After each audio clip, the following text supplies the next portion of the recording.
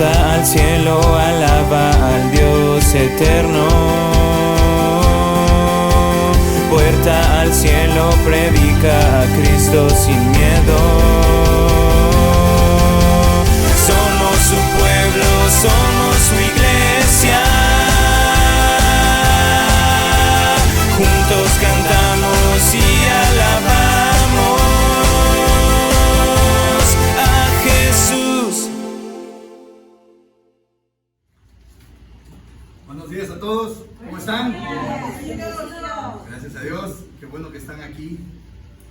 Doy gracias a Dios porque me da la oportunidad de estar vivo un día más, porque en verdad yo he logrado comprender y lo creo en mi corazón que realmente si estoy vivo es porque a Dios le place que yo esté vivo.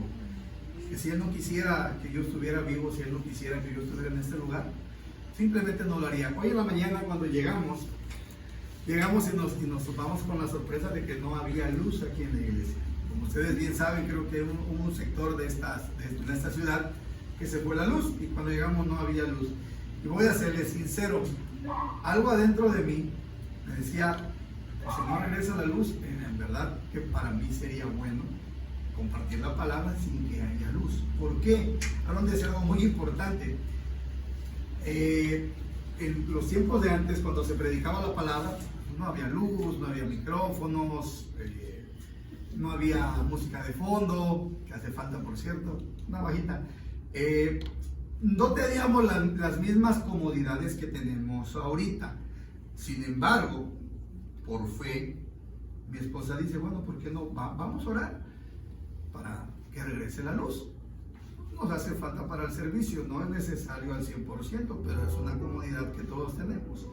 Y decía Aarón en la oración que le hacían, si es tu voluntad, Señor, que la luz regrese adelante, y si no es tu voluntad, nos acomodamos también, la palabra no se detiene y vamos a seguir compartiéndola. Y gracias a Dios le plació que la luz regresara 5 minutos antes de comenzar el servicio. Bueno, por eso han encendido los climas, por eso tenemos las pantallas y tenemos toda la comodidad que tenemos el día de hoy. Damos gracias a Dios porque en verdad Dios es bueno. Agradezco a Dios que me da la oportunidad de estar nuevamente aquí con ustedes compartiendo una palabra. Gracias a mis pastores que me dan la oportunidad y la confianza, porque ellos saben que lo que nosotros hablamos aquí es de lo que dice este libro. Este libro que muchas veces nosotros, no sé si a ustedes alguna vez le regalaron una Biblia. A mí sí me han regalado una Biblia, pero en ocasiones de repente este libro se nos pierde y lo encontramos de vez en cuando empolvado y hasta que hacemos, ¿no? Porque tiene hasta telarañas. La verdad, a mí me pasó, sinceramente, cuando me regalaron mi primera Biblia, la dejé arrumbada, la encontré abajo del sillón tirada, no sé cómo, qué pasó, a Mari comiéndose las hojas, pero suele suceder que pase esto. Bueno, antes que nada, con todo el respeto del mundo, ya saben, yo voy a pedirles de favor que todas aquellas personas que traigan un dispositivo móvil, su celular, si lo pueden poner en silencio, si lo pueden apagar en modo vibrador, por favor. Vamos a poner atención a lo que dice la palabra el día de hoy. Tómese su tiempo, apáguelo, póngalo en modo vibrador, no sé. La palabra está aquí, el Espíritu Santo está aquí, vamos a dejarnos guiar, vamos a hacer una oración, les invito a que me acompañen. Padre, gracias te damos por la oportunidad de estar vivos, Señor, porque pudiendo estar probablemente cómodos todavía descansando en nuestra casa, Señor, tú moviste, Señor, nuestro corazón. Pusiste en nosotros ese querer y ese hacer, Señor, de venir a escuchar tu palabra. Y sabemos que eso te agrada, Padre. No estamos haciendo nada que sea indebido, Padre. Al contrario, te estamos honrando, Señor, con lo primero de nuestro día, estando aquí en este lugar, buscando de tu presencia. Yo te pido, Espíritu Santo, que seas tú el que traiga, Señor, a mi corazón todas las palabras que yo tengo que declarar con mi boca, Padre. Que abren los ojos, los oídos y el entendimiento espiritualmente hablando de tus hijos que están aquí, que vinieron a escucharte, Padre. Gracias te doy. Úsame, Señor. Úsame, Padre, en el nombre de Jesús. Amén, amén y amén. Bueno, entramos leyendo la palabra del día de hoy. ¿Cómo se llama el tema del día de hoy? ¿Alguien sabe? Bueno, Hijo de tigre pintito. ¿Dónde hemos escuchado esa frase? En el mundo. En el mundo, ¿no? Normalmente decimos hijo de tigre pintito. Es lo que nosotros decimos. Pero fíjense que era en forma de pregunta, hijo de tigre pintito. ¿Será cierto que en todos los casos aplique esto? De que cuando alguien tiene una fama, el padre, el hijo sea igual. Yo conozco personas que alumnos o compañeros que fuimos a la misma escuela, que sus papás bebían en exageración y ellos nunca tomaban. Yo los vi. Yo fui testigo de que sus papás eran personas que sufrían de alcoholismo, pero que ellos no tomaban. Y decía yo, bueno, aquí no aplica entonces, ¿no? De que todo lo que nos enseñan en casa, nosotros lo aprendemos. Hay personas que no son así, o personas que les gusta el cigarro, sus hijos no fuman, otros que son drogadictos, sus hijos no se drogan. Entonces, vamos a ver lo que dice la palabra, vamos a ver el día de hoy a otro rey. Les digo que yo no sé el Señor que trae con los reyes conmigo, otro rey de Judá, que es una persona que comenzó a reinar. Se los compartía a los varones el sábado pasado en el grupo donde estuvimos. Yo les decía que es una palabra, es una enseñanza muy bonita, pero que vamos a aprender el día de hoy un poquito más a fondo. Vamos a tener la oportunidad de conocer un poquito más a un rey que empezó a reinar de 8 años. ¿Alguien sabe quién es este rey? Un rey que empezó a gobernar el reino de Judá cuando tenía 8 años. ¿Quién se acuerda de cuando tenía aquí 8 años? Yo me acuerdo que iba en tercer, cuarto año de primaria. No me acuerdo quién era mi maestro, si era maestra, no recuerdo. Ni me acuerdo qué me enseñaron en cuarto año de primaria, la verdad. Pero ¿qué queríamos hacer o qué quiere hacer un niño de 8 años? Jugar, ver la tele, divertirse. Y este rey de Judá, a los 8 años, él empieza a gobernar una nación. ¿Se pueden imaginar? 8 años, Víctor. Josías. Es correcto. Muy bien, palomita para Gina, muy bien. El rey Josías empieza a gobernar a los 8 años el reino de Judá. Esta historia la vamos a encontrar nosotros en Segunda de Crónicas, a partir del capítulo 34. El capítulo 34 y 35 nos habla de la vida del rey Josías. Su padre, de nombre Amón, reinó 2 años solamente en el reino de Judá, porque era una persona muy mala. Imagínense qué tan malo era Amón, que su misma gente, las mismas personas que le servían al rey, lo mataron. Imagínense, su misma servidumbre se pusieron de acuerdo y lo mataron. Su abuelo, el abuelo de Josías, era Manasés. Manasés también fue una persona muy mala. Fue de los peores reyes que tuvo el pueblo de Judá, la tribu de Judá, al igual que Amón. Pero contrastantemente a esto, el bisabuelo de Josías era Ezequías. ¿Alguien se acuerda aquí de Ezequías? Yo ya les hablé de Ezequías. Es aquel que el Señor le da la oportunidad, que el profeta Isaías va, se presenta ante él y que él hace una oración de arrepentimiento, se da la vuelta y empieza a orar a Dios. Y el Señor escucha su oración, Dios escucha su oración y le dice que le va a dar 15 años más de vida. ¿Se acuerdan que ya les comenté de él? Bueno, Josías es su bisnieto. Y hay mucho parecido entre Josías y Ezequías. Nada que ver con lo que hizo su abuelo Manasés y nada que ver con lo que hizo su padre Amón. Su padre Amón duró 2 años en el reino. Entonces quiere decir que Josías tenía aproximadamente 6 años cuando su papá empezó a reinar. Porque cuando él agarra el reino, cuando matan a su papá, él tiene 8 años. Entonces vamos a ver qué es lo que nos dice la palabra de Dios. Vamos a ver lo que nos dice la Biblia, no lo que yo diga, sino lo que dice la palabra. Aquí van a proyectar los versículos, anótenlos si gustan. Y si no, aquí se los voy a ir leyendo en la Biblia. ¿Ok? Josías, ¿qué significa Josías? ¿Cuál es el significado del nombre de Josías? Jehová me apoya o Jehová me ha sanado. Eso significa Josías. Desconocía yo el significado de Josías. Jehová me apoya o Jehová me ha sanado. Aproximadamente cuando Josías empieza a reinar con sus 8 años, era el año 639 antes de que Cristo llegara a la tierra. Gobernó del año 639 al año 608. Y vamos a ver qué nos dice la palabra. Por eso escuché un celular. Reprendemos, no, la vamos a aprender, pero lumbre. Vamos a ver qué dice la palabra en Segunda de Crónicas 34, versículos 1 y 2. La palabra de Dios dice así: de 8 años, ahí está, de 8 años era Josías cuando comenzó a reinar, y 31 años reinó en Jerusalén. Este hizo lo recto ante los ojos de Jehová y anduvo en los caminos de David su padre, sin apartarse a la derecha ni a la izquierda. Nos habla primeramente de lo que hizo, cuántos años tenía, cuántos años reinó y lo que hizo Josías. ¿Qué hizo Josías? Hizo lo recto ante los ojos de Jehová y anduvo en los caminos de David su padre, sin apartarse a la derecha ni a la izquierda. Anduvo en camino de rectitud. Ya les he dicho, rectitud. Una recta es de un punto A un punto B, es una línea recta, no se hace ni para acá ni para allá, ni a derecha ni a izquierda. Él hizo lo recto ante los ojos de Jehová. Ese fue Josías con 8 años. ¿Cómo puede ser posible esto? La primera alabanza que nos ponían hablaba de la gracia de Dios. Josías con 8 años, su papá nunca le enseñó de la palabra de Dios, porque su papá y su abuelo fueron idólatras. Acuérdense que cuando nosotros hablamos del pueblo de Israel, el pueblo escogido de Dios, ¿cuál es el primer pecado que ellos cometen? Idolatría. La idolatría. Desgraciadamente a él no le enseñaron de Dios en su casa. Le enseñaron a adorar a dioses falsos. ¿Cuáles eran esos dioses falsos en ese entonces? Acera y Baal. Acuérdense que también eso lo vimos nosotros con Acaz y Jezabel. Acuérdense que vimos también esa enseñanza de los dioses ajenos, dioses falsos, Baales. Y vamos a ver qué nos dice la palabra de Dios. ¿Qué es lo que Josías hizo? Porque dice que hizo lo recto, pero vamos a ver qué es lo que él hizo. Y vamos a ver en el 34, versículo 3. Dice, a los 8 años de su reinado.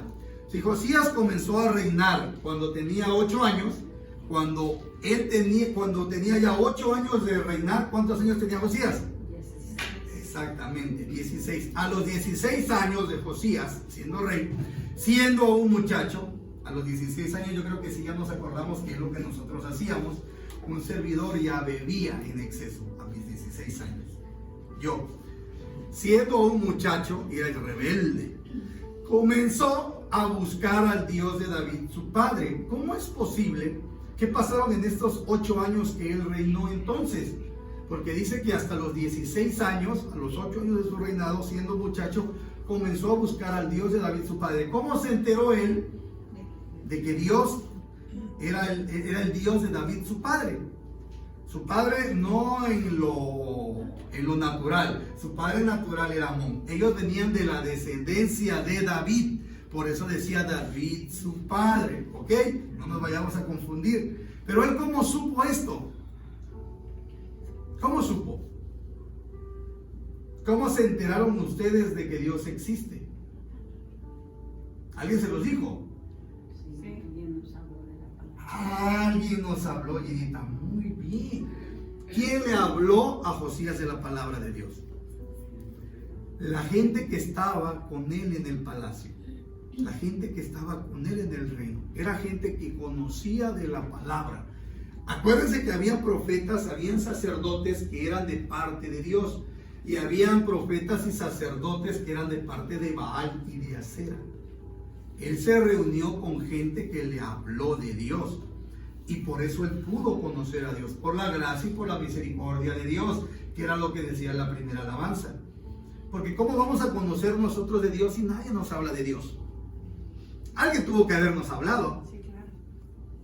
Y a él le habló la gente que estuvo con él. A diferencia, esta enseñanza también se la di de Roboam. Roboam era hijo de Salomón.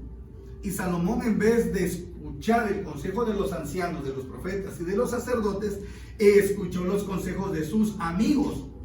¿Y qué llevó a esto? En que se dividió el reino de Israel en dos, el reino del norte y el reino del sur. Causó división. Pero Josías no, en esos 8 años él estuvo escuchando por medio de los sacerdotes, por medio de los profetas, de la gente que le servía al Dios verdadero. Y a los 12 años comenzó a limpiar a Judá y a Jerusalén de los lugares altos. ¿Qué significan los lugares altos? Eran los montes que ellos utilizaban para rendir exactamente culto y adoración a Baal y Acera. ¿Quién es Acera? ¿Por qué se menciona tanto? ¿Por qué hablamos tanto de Acera? Acera tiene varios nombres: Astarot, Astarte, Diana, tiene diferentes nombres.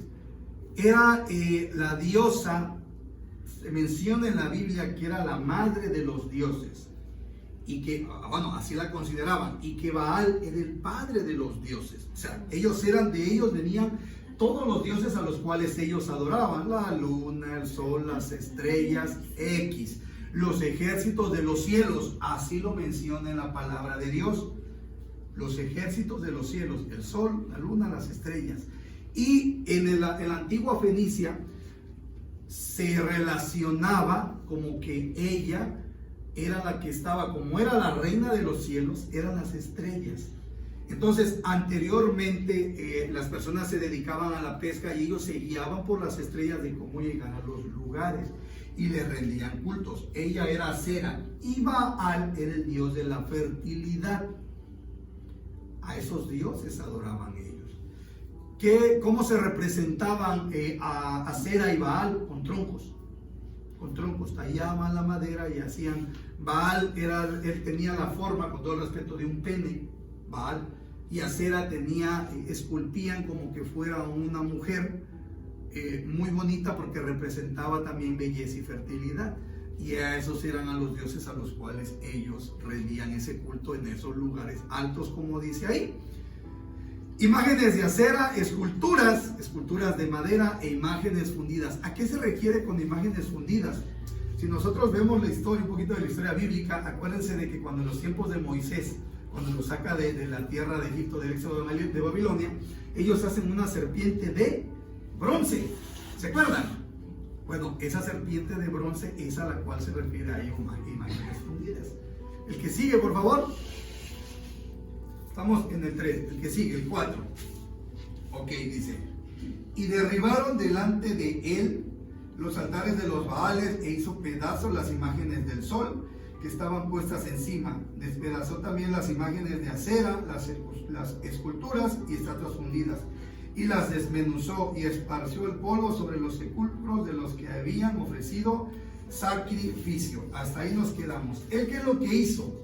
Primero que nada, hizo una limpia de todas esas imágenes a los cuales el pueblo rendía culto. Él sabía que eso no era correcto. Él empezó a hacer ciertas reformas. Olvídense de las reformas que nosotros conocemos, la reforma energética, la reforma laboral. No. Él hizo ciertas reformas porque Josías, al igual que su abuelo Ezequías, fue un gran reformador. Familia, pero para que nosotros podamos hacer reformas, lo que decía el pastor, nosotros primero que nada tenemos que ser reformados en el interior, cambiar nosotros, modificar ciertas cosas para que nosotros podamos reformar a los demás. Si nosotros no comienza esa reforma, nosotros no vamos a poder ser reformadores. Amén. Empieza en nosotros primero que nada, familia, ¿ok? Bueno, ya vimos entonces qué reformas fue lo que hizo entonces. Primero que nada, limpió las ciudades. Y la palabra dice que no nada más fue en Judá y en Jerusalén. Se fue a todas las demás tribus e hizo limpieza de todo el pueblo de Israel completo. Limpió completamente al pueblo de Israel de esa idolatría que había. ¿Qué tenemos que hacer nosotros entonces? Primero que nada nosotros, y de ahí tenemos que ver nuestra casa, porque era la casa donde él vivía, el pueblo, la ciudad que él reinaba. Empieza con nosotros y de ahí vamos con nuestra casa, con nuestra familia. Pero primero el cambio tiene que ser, la reforma tiene que ser en nosotros, en mí. Exactamente. Y vamos a ir avanzando. Se pone más interesante todavía esto, ¿eh? Vamos a ir avanzando conforme a lo que dice la palabra. Amén. Bueno, después de que él hace esta reforma, familia, hay un hecho muy importante.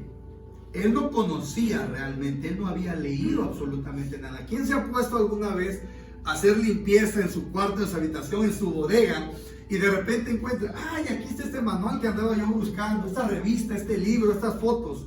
De repente encontramos cosas que andaban perdidas, porque nosotros no frecuentamos esos lugares. Bueno, pues ¿qué creen que pasó? Que él halló el libro de la ley. Él halló la palabra de Dios.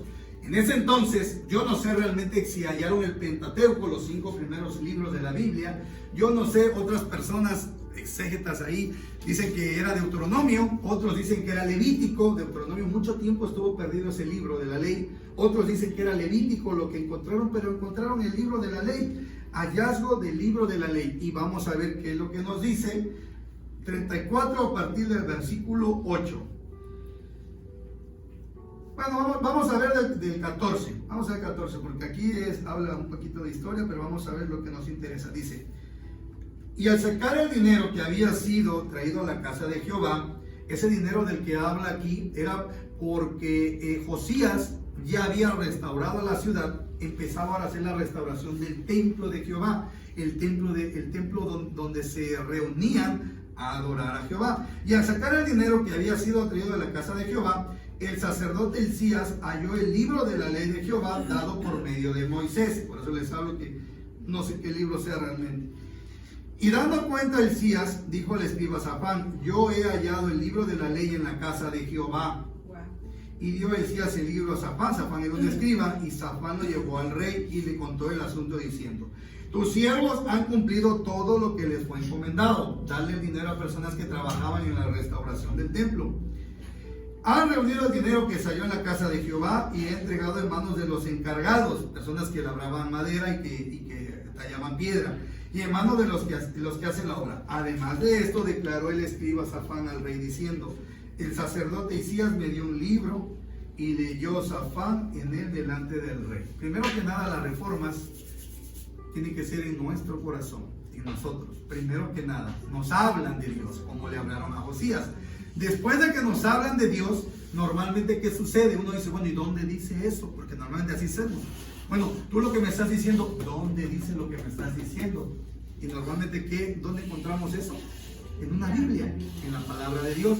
Y ese libro fue encontrado y fue presentado delante del rey Josías. ¿Y cuál fue, familia, la reacción de nosotros? Mi reacción, cuando me hablan de Dios, cuando me hablan de Jesús, y cuando me dan una Biblia, que yo lo primero que digo: ¿y dónde dice eso? Si yo lo que vivo no es lo que tú me estás diciendo, ¿cómo es posible de que voy a perdonar al que me hace daño?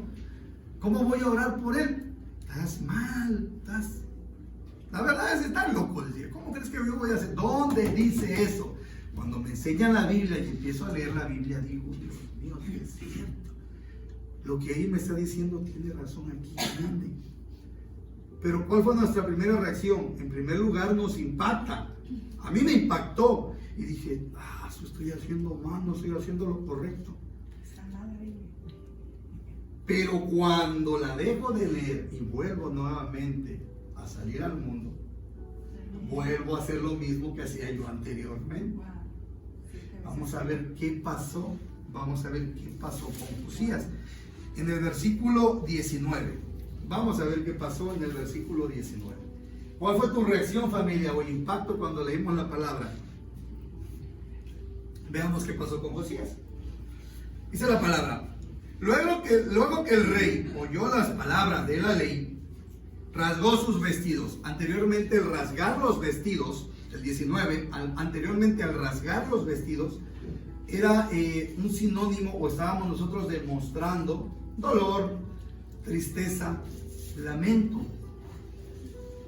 Y mandó a Hilcías y a Icaam, hijo de Safán, y a Abón. Nos dice aquí varias palabras, pero él básicamente lo que hizo, cuando él leyó la ley, cuando él escuchó lo que le hablan de la ley, él en ese momento se llenó su corazón de tristeza, pero porque sabía que lo que estaba haciendo era contrario a lo que la palabra de Dios decía. Él se dio cuenta que él y su pueblo y su papá y su abuelo se habían alejado de la palabra y de lo que Dios quería, de los mandamientos y los preceptos de Dios. Y él inmediatamente rasgó sus vestiduras y dice: ve, mandó a su comitiva: vayan y vean a la profetisa. Se llama Hulda la profetisa. La Biblia nos habla de profetisas, de mujeres. Nos habla de esa profetisa, y pregúntenle, que hable, que consulte a Jehová qué nos espera, porque él se dio cuenta que cuando nosotros, o en ese caso ellos, habían hecho lo que no era correcto delante de los ojos de Dios, había una consecuencia. Y él se daba cuenta que su pueblo iba camino a la perdición. Él sabía que iba a haber un castigo, que iba a haber una ira de parte de Dios para ellos, porque se habían alejado de lo que Dios quería. Dios quiere que le adoremos y le sirvamos solamente a Él, y no a imágenes, y no a Baales, no a Cera, no a dioses extraños, no a dioses ajenos. Ellos habían hecho todo lo contrario, familia. ¿Y qué pasa? Vamos a ver qué es lo que pasa, porque aquí la profetisa consulta a Jehová, consulta a Dios y le da palabra para el pueblo, y vamos a ver qué es lo que dice. ¿Dónde lo vamos a encontrar? Vamos a encontrar el mensaje para el pueblo y para los habitantes en los versículos 23 al 25. Y la palabra dice así: y ella respondió, hablamos de Hulda, la profetisa, y ella respondió: Jehová Dios de Israel ha dicho así: decid al varón que os ha enviado a mí, que así ha dicho Jehová: he aquí yo traigo mal sobre este lugar y sobre los moradores de él todas las maldiciones que están escritos en el libro que leyeron delante del rey de Judá. ¿Por qué? Por cuanto me han dejado y han ofrecido sacrificios a dioses ajenos. ¿Qué sucede si nosotros hacemos esto? Provocándome a ira con todas las obras de sus manos. Por tanto se derramará mi ira sobre este lugar y no se apagará. Hasta ahí. ¿Y dónde queda entonces de que no, Dios es bueno? Dios es amor. Dios es justo. ¿Cuántas veces el pueblo de Israel vio la gloria de Dios? Y cuando ya tenían lo que querían, como nos sucede o como me sucedía a mí, yo la espalda y nuevamente volvía. Y cuando me pasaba algo malo, ahí estaba yo hincado: Padre, perdóname, Señor. ¿Y qué pasa con Dios? Le da otra oportunidad. Y en ese momento todo está bien. Pero cuando todo está bien, pasa una semana, 15 días, un mes, se me olvida y nuevamente vuelvo al mundo. Y cuando tengo un problema, ¿qué pasa? Nuevamente estoy, Señor. Así que como el meme, como el Diosito, soy otra vez. Así lo ponen en los memes. Por estoy diciendo los memes, estoy diciendo lo que yo y lo que la palabra dice. Diosito, soy yo otra vez. Diosito. Desde ahí estamos mal, pero desgraciadamente así somos. Y lo mismo había pasado con el pueblo de Israel. ¿Y qué dice Dios? ¿Sabe qué? Ya me cansaron. Y por tanto, mi ira no va a cesar sobre ellos. Dios es justo, familia. Dios es justo. Y pasó lo que él decía, como pasó con Ezequías.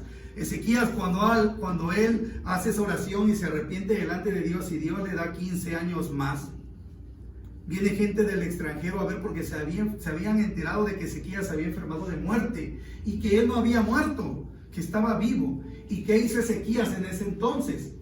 Él llegó a esa gente, su corazón se envaneció, el orgullo, y mostró todo lo que tenía en su casa. Todo lo que sus padres tenían, oro, plata, todo, absolutamente las cosas preciosas. Él no dio testimonio de lo que Dios había hecho por él. No habló de ese Dios vivo, el cual le había dado 15 años más de vida, sino que habló con su corazón. Se envaneció. El orgullo, exactamente. Es lo que pasó con él. ¿Y qué pasó con él? Le dijo Jehová después a través del profeta Isaías que su descendencia iba a ser la peor que iba a haber. Dios sabía que esto iba a pasar y aún así le dio la oportunidad a Ezequías. ¿Y qué pasó con Manasés? Les acabo de contar. ¿Qué pasó con Amón? Fueron los peores reyes que tuvo el pueblo de Israel.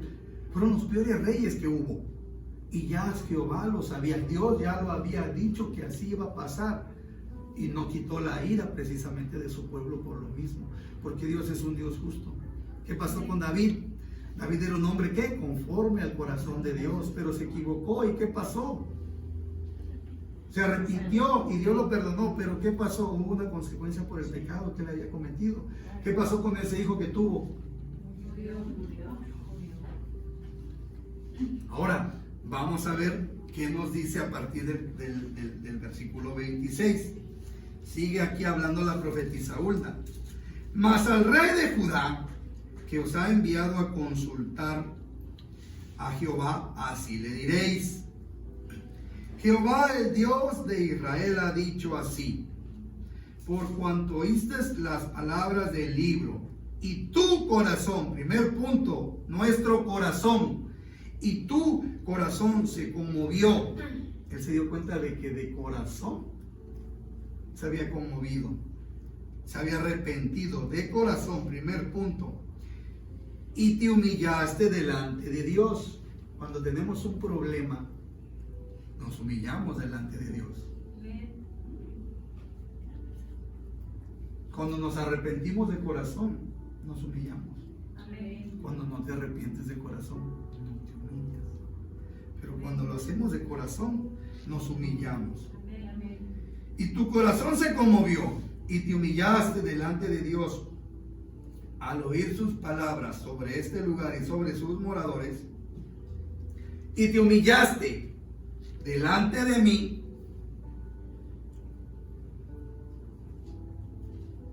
y rasgaste tus vestidos y lloraste en mi presencia. Es malo llorar cuando realmente nos arrepentimos y nos humillamos. No es malo llorar. Yo he visto aquí a gente humillada delante de Dios, hincada, llorando. Eso no es malo, es lo que el Señor quiere en nuestro corazón. Y lloraste en mi presencia, yo también te he oído, dice Jehová. Y aquí va. He aquí que yo te recogeré con tus padres y serás recogido en tu sepulcro en paz. Y tus ojos no verán todo el mal que yo traigo sobre este lugar y sobre los moradores de él. Y ellos refirieron al rey las respuestas.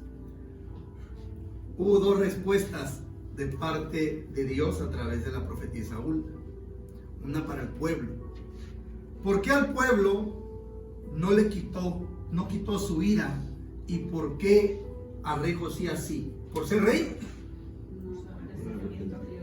Por el arrepentimiento que hubo, porque se humilló.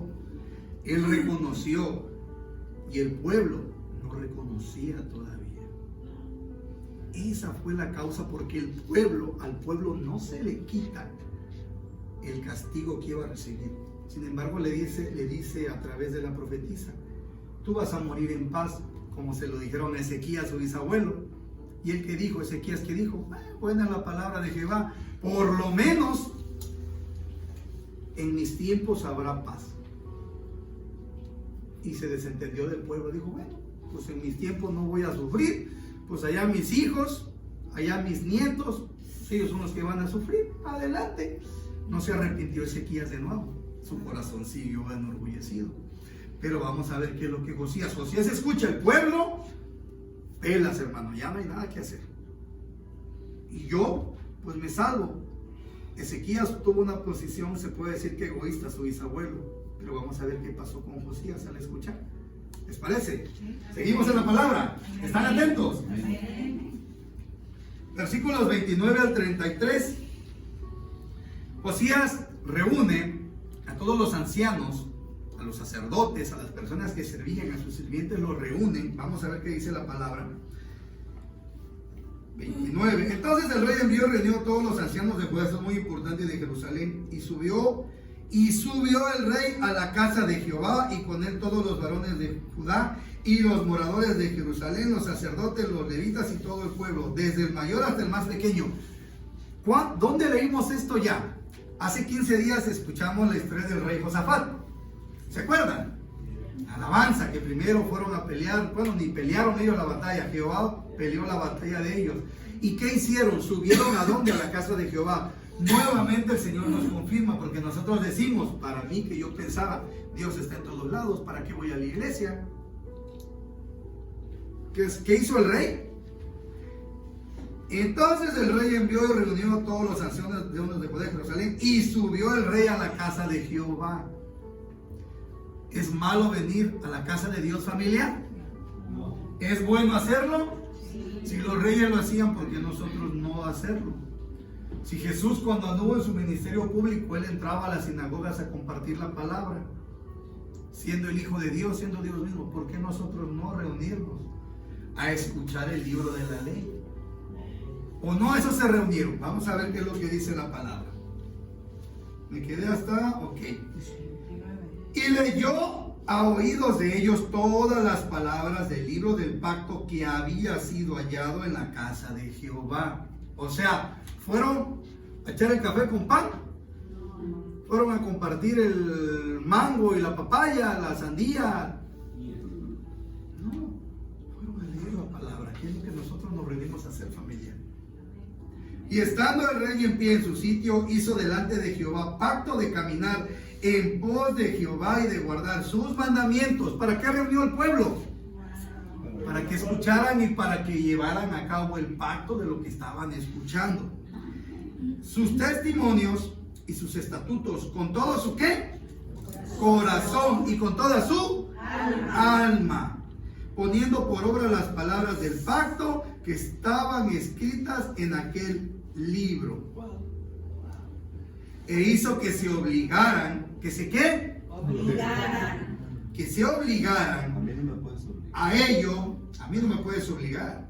A ello todos los que estaban en Jerusalén y en Benjamín y los moradores de Jerusalén hicieron conforme al pacto de Dios, del Dios de sus padres, y quitó Josías todas las abominaciones de toda la tierra de los hijos de Israel, e hizo que todos los que se hallaban en Israel, que sirviesen a Jehová su Dios. No se apartaron de en pos de Jehová, el Dios de sus padres, todo el tiempo que vivió.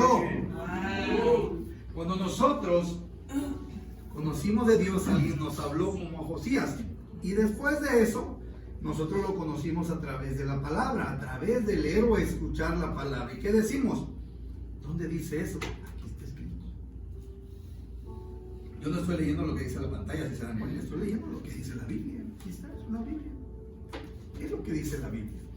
Después de esto, ¿qué aconteció, familia? El pueblo caminó conforme a la palabra de Dios y celebraron la Pascua. Ezequías y Josías, hagan ustedes de cuenta que era prácticamente un clon, porque hicieron exactamente lo mismo. Restauraron los servicios en el templo, lo restauraron, lo repararon, reordenaron a los sacerdotes, a los levitas, todo absolutamente lo mismo. Y también celebraron la Pascua. Cuando Ezequías estuvo reinando era aproximadamente el año 715, 709 más o menos, y cuando estaba gobernando aquí Josías era el año 639. Aproximadamente 80 años, 85 años, no se había llevado a cabo la fiesta de la Pascua. ¿Y qué simboliza la fiesta de la Pascua, familia? Jesús, exactamente, eso simboliza. Mucha gente dice que en el Antiguo Testamento no se habla de Jesús. ¿Cómo no? Sí se habla de Jesús. En profecías estaban ya preparando, y la fiesta de la Pascua precisamente es lo que nos dice. Nos habla precisamente de ese pacto, de la muerte de Jesús. La fiesta de los panes sin levadura no se había llevado a cabo, y dice la palabra, si nosotros leemos el 35, se los dejo de tarea, léanlo, van a ver que dice que no se había celebrado de esa manera. Yo me confundía cuando leía esto, que no se había celebrado de esa manera, de tal manera, desde que estaba Samuel, pero sí la había celebrado su bisabuelo Ezequías, pero no de tal manera como Josías lo había hecho. ¿Por qué? Porque lo hizo con el corazón y con el alma, sabiendo que lo que hacía estaba escrito en el libro de la ley, en la palabra de Dios. De esa manera lo hizo. ¿Se pueden imaginar? Claro, ellos se dejaban llegar por tradiciones, por costumbres. Desgraciadamente lo que los reyes o abuelos o bisabuelos les habían inculcado es lo que ellos seguían, y de esa manera se guiaban. Cualquier parecido con la realidad es mera coincidencia. Es verdad, lo que nos inculcan a nosotros, nuestros padres, en la forma de tratar a nuestra esposa, en la forma de tratar a nuestros hijos, en la forma de ser en el trabajo, en el trato con las demás personas, es la manera en que nosotros nos vamos formando y vamos ejerciendo un juicio por la forma en que nos enseñan. Pero Josías no fue así. Josías no fue así. Josías fue totalmente distinto, pero fue por la gracia de Dios. Yo no tengo ninguna duda que a través del Espíritu él fue guiado a llevar a cabo, a reformar el pueblo, pero primero que nada se reformó ¿quién? Él. Y entonces nosotros ¿qué tenemos que hacer primero que nada, familia? Reformarnos en nuestro interior para poder ser ese tipo de reformadores que necesita esta tierra, que necesita mucha gente. Y nosotros tenemos que hacerlo primero que nada. Si nosotros no lo hacemos, imagínense que la fiesta de la Pascua simboliza la muerte de Cristo, es la redención por nuestros pecados. Y aquí se llevó a cabo de nuevo después de más de 80 años. Volvieron nuevamente a recordar y hacer caso de lo que este libro dice, familia. ¿Es malo hacerlo? ¿Verdad que no? Miren, les voy a leer, no lo puse, no lo pongan, no te preocupes, pero Segundo de Reyes 23 hace mención a Josías. Y el versículo 25 de Segunda de Reyes 23 dice así. Y aquí habla de antes, ya para la muerte de Josías. Después de esto Josías muere. No hubo otro rey antes de él que se convirtiese a Jehová de todo su corazón, de toda su alma y de todas sus fuerzas. Pero ¿qué es lo que hizo que cambiara o que Josías se entregara realmente de esta manera? Conforme a toda la ley de Moisés, ni después de él nació otro igual. Josías muere después de esto, y a los pocos años el reino de Judá se cumple lo que Jehová, lo que Dios había dicho a través de la profetisa, que iba a caer la ira sobre ellos, y ellos también son vueltos esclavos y los llevan a Babilonia. Fueron después de que eran libres y que tenían todo, que tenían a Dios mismo con ellos. Después de este último rey, que fue Josías, que fue el mejorcito, el mejor obviamente sabemos que es David, pero fue de los mejores que hubo, el pueblo cae en la esclavitud, porque no volvieron a Dios su corazón. Ninguno de ellos se humilló como Josías lo hizo. Escucharon lo que el rey decía y obedecieron lo que el rey decía, pero realmente, porque ahí dice que los obligó, exactamente, obligó, pero realmente de corazón ellos no lo hicieron. Pero Josías sí lo hizo, y por eso Josías muere en paz, o muere tranquilo, vamos a llamarle, porque realmente si lean la historia y van a ver que no murió tan tranquilo por un pequeño acto de desobediencia que hubo de parte de Dios. Por eso no fue perfecto, pero desgraciadamente, bueno, o afortunadamente, esto nos enseña, familia, de que a pesar de que nos vamos a convertir de todo corazón, no quiere decir que no vamos a cometer errores. No nos juzguemos a nosotros mismos. Dios es el único que lo va a hacer, familia. Y quiero cerrar con esta reflexión, familia, que el Señor me traía ayer. Fíjense bien, vamos a ver Segunda de Corintios, si me lo puedes proyectar, sí, proyectamelo. Segundo de Corintios 3:18, y con esto cierro. Dice, así que todos nosotros, a quienes nos ha sido quitado el velo, podemos ver y reflejar la gloria del Señor. El Señor, quien es el Espíritu, nos hace más y más parecidos a Él, a medida que somos, ¿qué? Transformados, reformados, cambiados, renovados a su gloriosa imagen. Familia, cuando nosotros damos ese paso de fe, familia, de realmente confiar plenamente en Jesucristo como nuestro único Señor y Salvador, quedamos relacionados con Dios como nuestro Padre, y nos volvemos hijos de Dios, y Él pasa a ser nuestro Padre espiritual, familia. Y en ese momento el Espíritu de Dios es el que viene a morar en nuestra vida, y es el que transforma nuestros corazones. Pero nosotros, ¿qué es lo que tenemos que hacer? Aceptarlo y creer y confiar en Él confiadamente, que en todo lo que nosotros hagamos, en todo lo que nosotros pasemos, el Señor va a mandar al Espíritu Santo, y es el que nos va a cambiar, nos quita primero que nada ese velo y nos hace iguales a ellos. Geraldine mencionaba un versículo y habla precisamente de lo mismo, exactamente lo mismo. ¿Qué es lo que tenemos que hacer? Confiar en Dios, creer que Él mandó a Jesús, que fue su único hijo, entregarle a Él todas nuestras cargas y creer en que Él va a hacer lo que en nuestras fuerzas no puede ser posible. Para nosotros es imposible hacer ciertas cosas, pero por medio de Jesús Él puede transformar a quien Él quiera.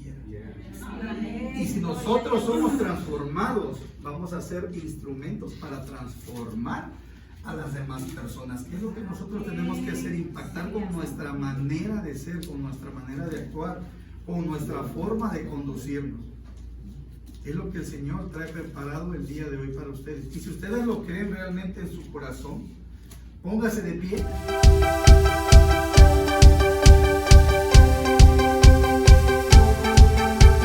Puerta al cielo, alaba al Dios eterno. Puerta al cielo, predica a Cristo sin miedo. Somos su pueblo, somos